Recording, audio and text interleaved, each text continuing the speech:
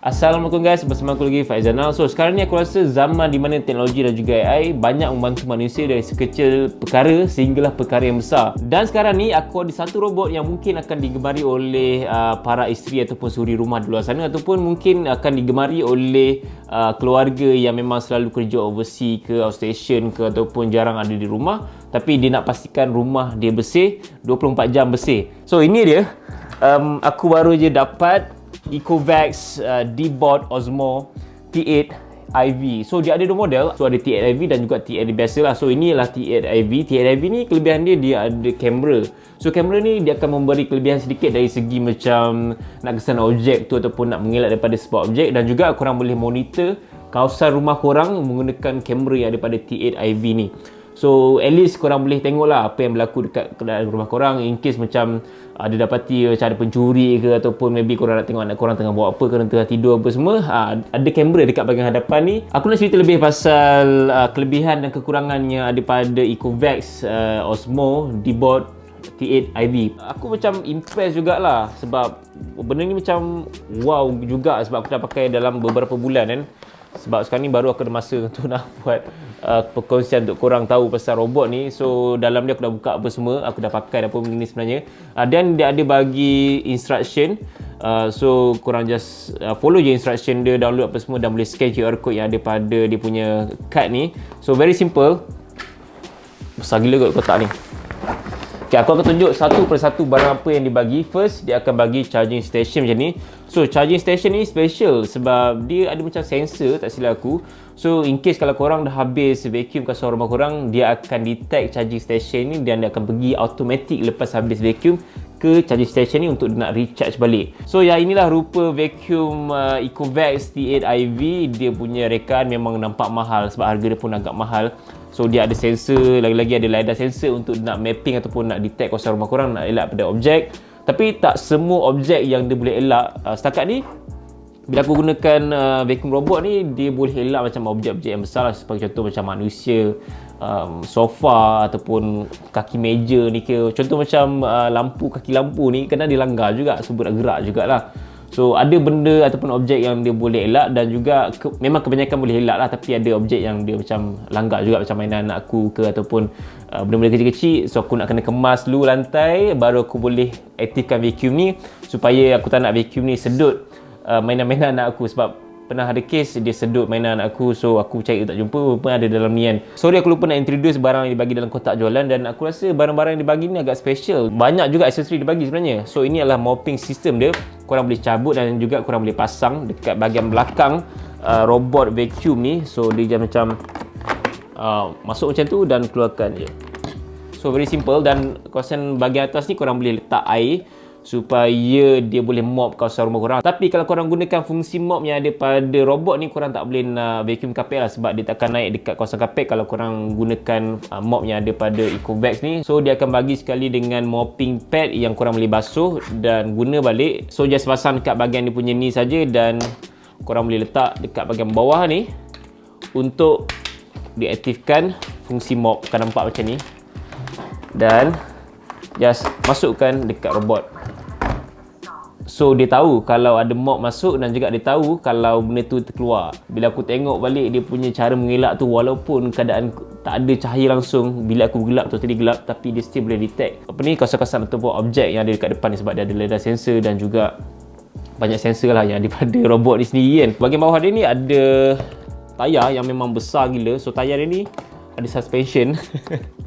So bisa kata kalau dia nak naik dekat kawasan yang macam berbukit sikit ataupun kat kapet tu, tayar dia ni akan naik lah. So dia akan macam boleh berjalan lah dekat kawasan-kawasan yang macam kapet tinggi apa semua. Bros yang warna kuning ni dia akan membantu untuk sedut barang-barang yang macam berat apa semua. Selain tu juga dia ada macam bros kecil ni. So bros kecil ni dia akan berfungsi sebagai macam dia nak masukkan objek-objek kecil ataupun habuk-habuk tu, dia tolak ke dalam supaya vacuum ni dapat sedut.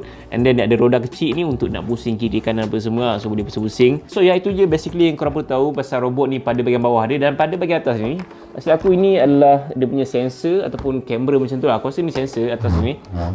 Dan pada bahagian dalam dia ni, boleh nampak kat sini kita boleh off dia, dan juga kita boleh turn on dia. So So kalau korang tak nak pakai, just turn off. Kalau pakai, kena turn on lah. And kat sini dia ada bagi extra bros, dan juga macam ada satu pisau kecil kat sini untuk misal kata lah kalau ada rambut-rambut dekat sini, nampak dengar.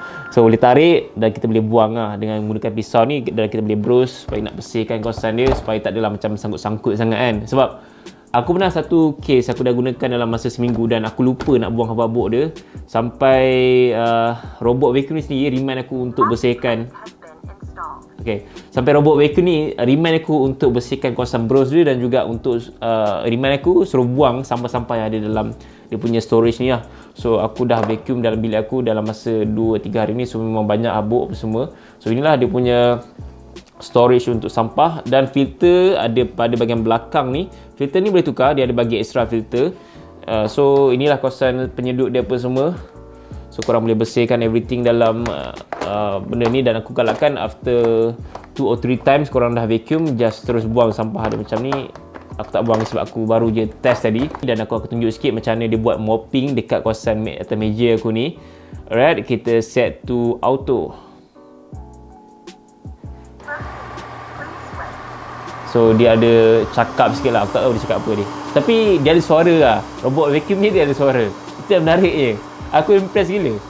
Setiap kali aku gunakan robot vacuum ni memang aku impress. Aku tak tahu kenapa, tapi aku suka gila dengan robot vacuum ni. Dan satu lagi perkara korang kena tahu pasal robot vacuum ni, dia akan detect kalau kawasan tu ada possibility untuk dia jatuh. Macam sekarang ni atas meja, so dia tak akan jatuh. Sebab apa? Sebab dia tahu ada kawasan yang dia boleh jatuh. Cara dia jalan pun macam menarik juga, sebab dia akan cuba cover semua kawasan yang dia dah map tu. So sekarang ni aku boleh turunkan sikit dia punya kuasa. Korang boleh dengar? Okay, korang boleh dengar? Dia dah makin slow lah kipas dia. Dan bila aku ukut kan, oh dia naik bunyi dia. Dan juga ada level water flow dia kat sini. Aku boleh maksimumkan dan juga aku boleh kurangkan. So kalau maksimum ni dia akan remark kat sini lah, yang mungkin kita akan tergelincir ke apa semua kan. Tapi biasanya aku akan gunakan yang nombor 2 ni lah. Tak adalah over sangat air tu kan. Cukup tu. Lama pula aku ni. So dia akan cakap returning to charge. So memang dia akan cari charging station tadi. Yang mana ya? Charging station yang ni. Memang dia akan cari dan dia akan pergi kat sini. Kalau korang tanya aku sama ada betul-betul bersih ke tak menggunakan robot vacuum ni, aku boleh katakan dalam 90 to 80% je lah. Tak adalah sampai 100% dia akan bersihkan kita punya kawasan bilik ataupun ruang tamu kan. Sebab ada juga kawasan-kawasan yang dia macam tak boleh pergi, dan juga ada kawasan yang macam aku lupa nak angkat barang tu. Contoh macam ada kotak ke ataupun ada mainan anakku ke, so dia macam tak pergilah kat kawasan tu. So at least kita sebagai manusia nak kena jugalah monitor robot ni, tak adalah 100% kan. So kalau korang nak monitor robot vacuum ni daripada jauh, daripada tempat kerja korang ataupun daripada tempat-tempat lain, dan korang nak pastikan yang rumah korang bersih tanpa korang ada kat rumah, pastikan lantai rumah korang tu bersih daripada tak ada objek ataupun tak ada wire bersepah-sepah. Sebab robot vacuum ni dia akan tertarik juga kadang-kadang wire, ataupun dia akan sedut juga objek yang ada dekat atas lantai.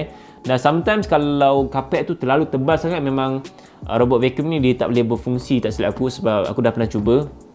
Memang dia akan sangkut ke situ. Korang jangan risau kalau robot vacuum ni tersangkut ataupun apa-apa jadi dekat dia, memang dia akan remind dekat aplikasi dan kita kena tolong dia juga sebab tak adalah macam 100% dia lakukan semua kerja. Dan harga dia sekarang ni aku tengok dalam 2,200 dekat Lazada. Tapi kalau korang nak beli robot vacuum ni, korang boleh dapat diskaun sikit. Aku akan bagi voucher dekat bahagian description. So guys, aku rasa itu saja untuk video kali ni mengenai robot Ecovacs Dbot Osmo apa semua lah, nama dia panjang gila. TLIV.